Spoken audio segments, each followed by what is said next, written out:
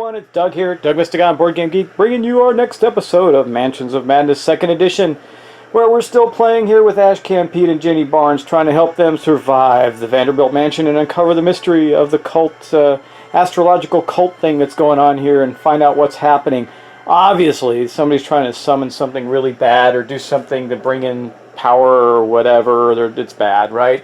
So we know that, so we just got to figure out what it is. And we have crazy Jenny Barnes, who's currently insane. She's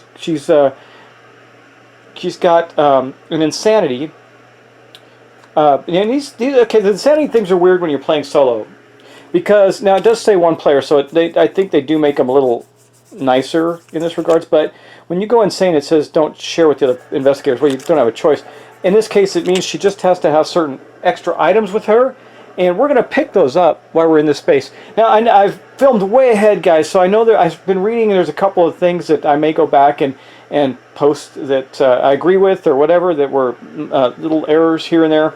Nothing catastrophic, thankfully, but there are little bumps in the road. But anyway, I can't really go back and I can't correct them for you now because I've gone so far ahead in the filming of this that it's in the way to do that. It would actually make the whole game out of whack, I think. So, and they're pretty minor.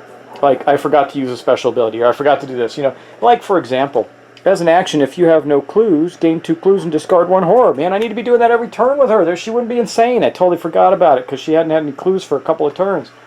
And hopefully, we can, if she gets any more horror, we can take care of that. So, let's continue on. Now, Ashcan Pete, he's in worse shape, actually. He broke his arm fighting, was it fighting a cultist, or I think it was fighting a cultist. He broke his arm. Took an injury, or it was from some Mythos effect or something, but anyway, he's got a broken arm. So he's having trouble too, and he's in this secret room where he's going to collect some stuff. So I think, let's go to the app. We're going to hit continue. Boom. And we're just going to start and load up our game. It's been pretty fun so far. I've really enjoyed this game. I can't wait to play some of the other scenarios. Really looking forward to playing it with some of my friends as well. Okay, but here we are, so we're all set up, and we're all up in this corner right now. So the first thing we're going to do is, now Jenny Barnes also has a problem. The last Mythos phase, she got stunned. That's not going to go away till the end of this turn. It says you cannot perform more than a single action.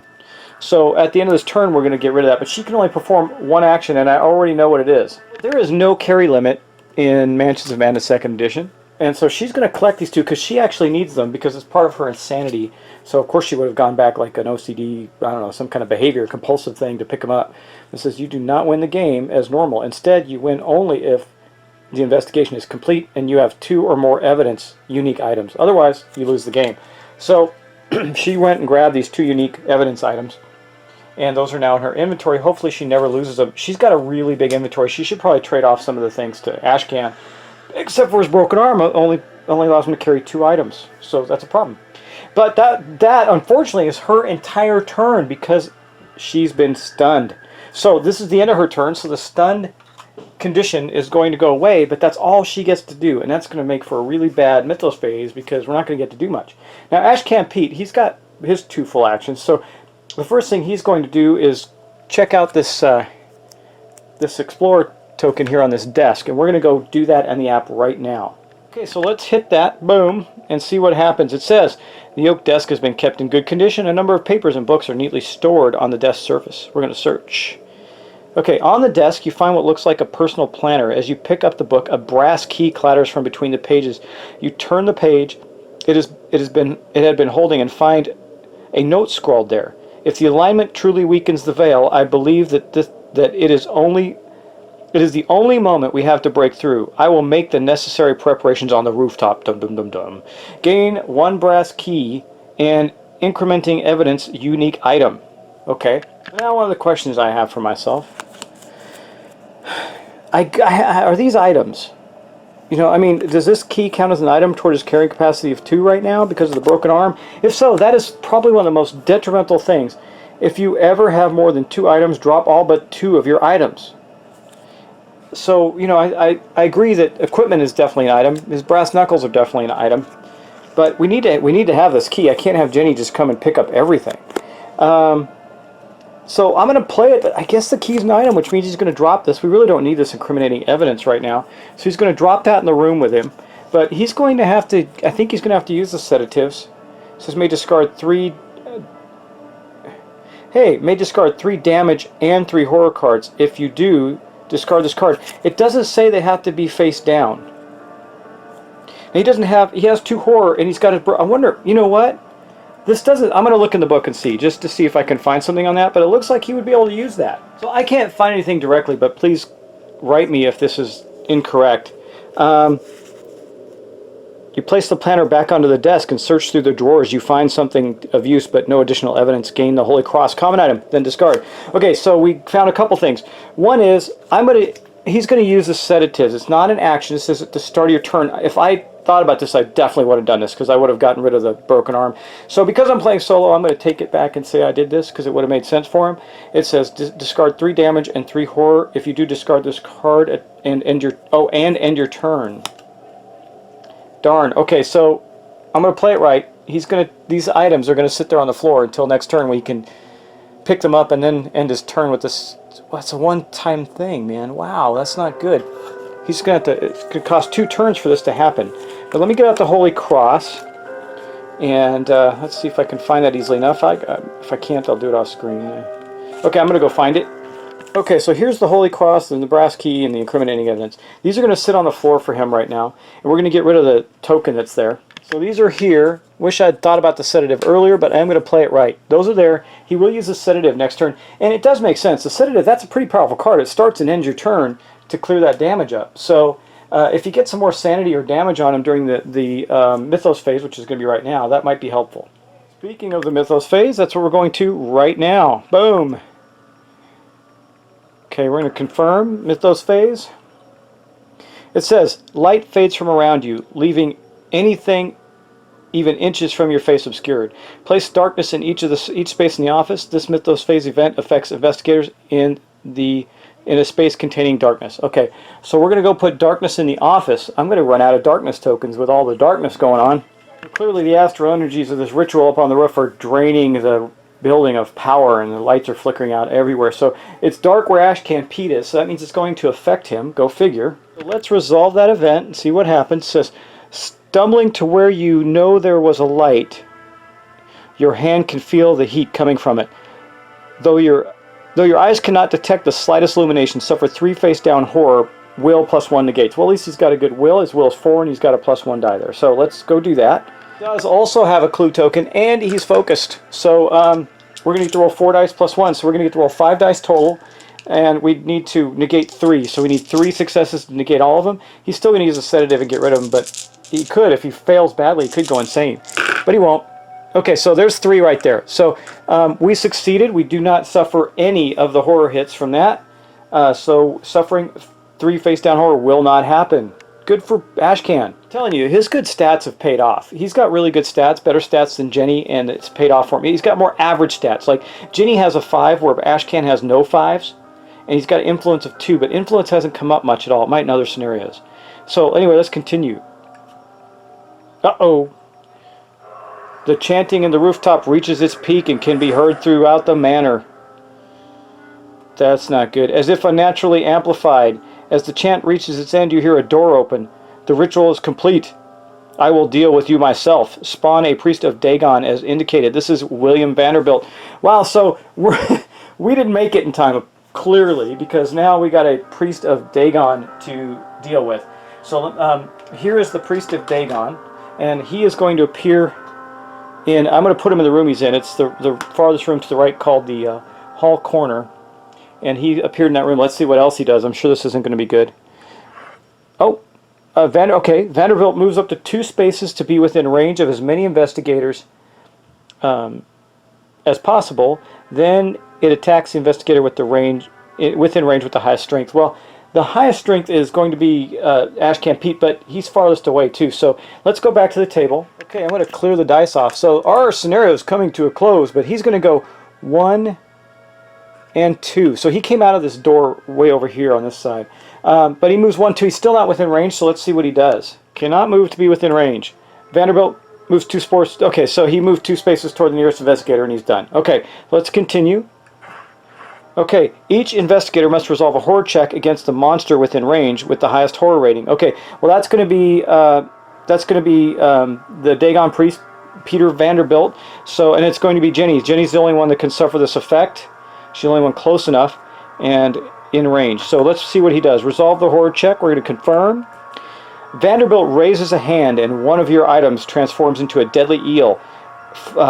It's going to be a observation, which is 3 for Jenny, 2. If you pass, you disregard the pitfall illusion. If you fail, you fling the object away, suffer 1 face down horror, and drop 1 random item. Well, she got so many items. I hope it's not her knife or something. Let's do that. Okay, Jenny. Well, she got no clues. I should have spawned them. Pardon me. She has no clues currently. I should have spawned them, but she is going to get her observation is 3. She needs to get 2 successes. I'm looking to see. Roll 1 additional die while a monster is attacking you. This is not an attack, so that's not going to help. I don't think she has anything that's going to help her, other than Lucky Rabbit's Foot. So let's roll that and see what happens.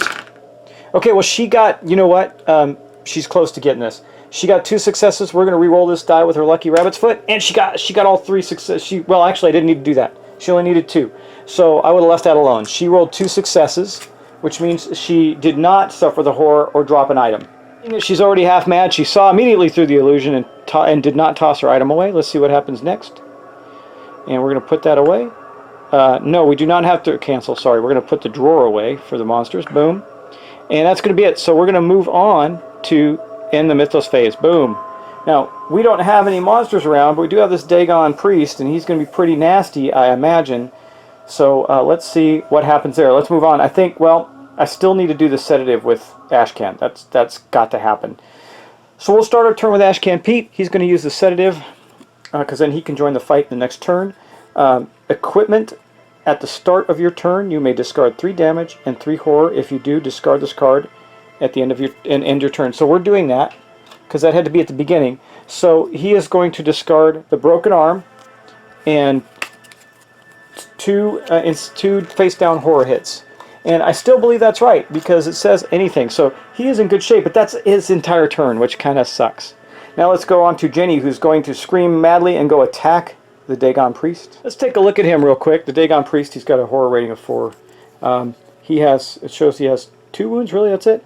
Dedicated to a monstrous divinity, the priest of Dagon celebrates the union of man and undersea monsters. Okay, well, Jenny, for her first action, is going to move. And she's going to move into his space, and then she's going for her second action, she's going to attack the priest. Okay, for her, I gotta edit that. I actually filmed some things I didn't move in the camera around. Okay, so for her first action, what she's really going to do is she's going to use her special ability. It says, action. If you have no clue tokens, gain 2 clues and discard a horror. So she doesn't have a horror. Now, and insanity is not a horror, so I'm gonna not count that, but I can get rid of her paranoia, which she still had. It doesn't say a face down horror, it says a horror. So she's going to discard that. Boom. And she's going to get 2 clue tokens. So that was her first action. So for her second action, she's actually going to make.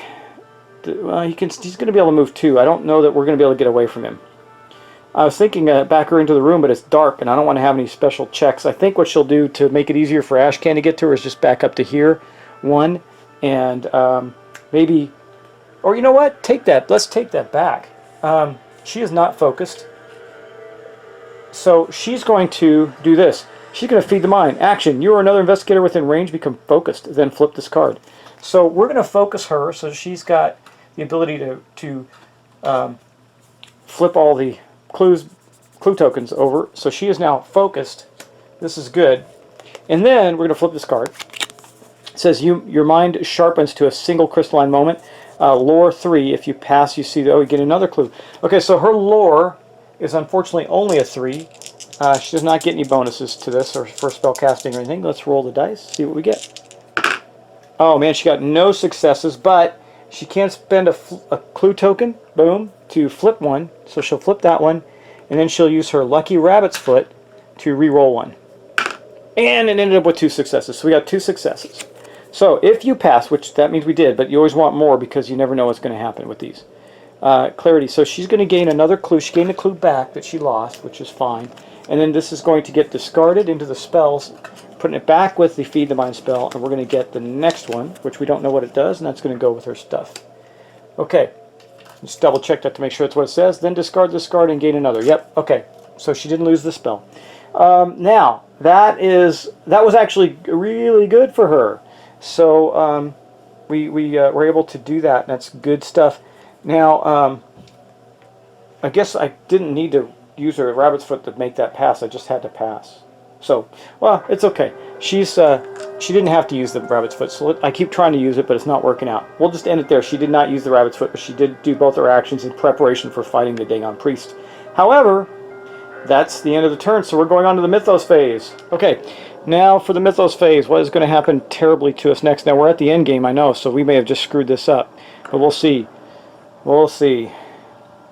Something moves in the darkness. The Mythos event affects each investigator in a space containing darkness. Well, that is one. That is Ashcan. Let's see what happens.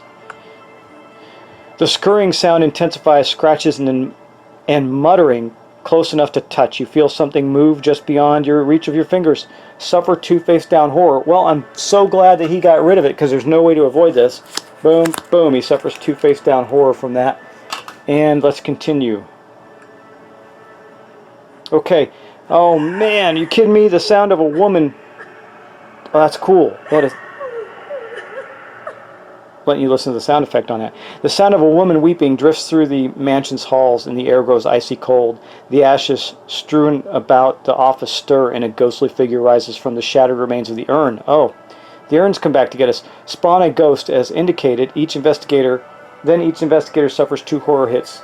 Will to negate. That's a weird one. It says each investigator. It doesn't say each investigator within range. So I'm a little concerned about that. Getting ourselves a ghost. Here's the ghost figure. Boom. And here's the ghost that came off the stand when I was trying to pick it up. So we're going to put the ghost there. It says he's got phasing. Oh, that's why. This monster can move through impassable borders and walls. Flickering and unreal ghosts are spirits of the departed, drifting through the world of the living. So there is a ghost here in this corner, and both of our guys have to make a horror check with will to negate. Okay, so we're going to go with Ashcan Pete first. He's got a will of 4. Boom. Let's see what he gets. Well, he got 2 successes. So that is going to be enough to negate that, so he negated it. Now we're going to take 1 die away and roll for Jenny. She's got a will of 3. So let's see what she gets. Oh, that's not good. So let's now use her lucky rabbit's foot finally for a reroll. Nothing. So she is going to suffer. It doesn't say face down, so she's going to suffer a horror hit. Here we go. Let's see what happens to poor Jenny. She's already insane. Frayed nerves. You breathe deeply, but it fails to restore your calm. You feel as if the slightest thing will push you to the edge. Keep face up. Roll 1 fewer die while resolving a will test. That's bad. So she's got that along with her insanity. And let's go back to the app. Okay, we're going to continue.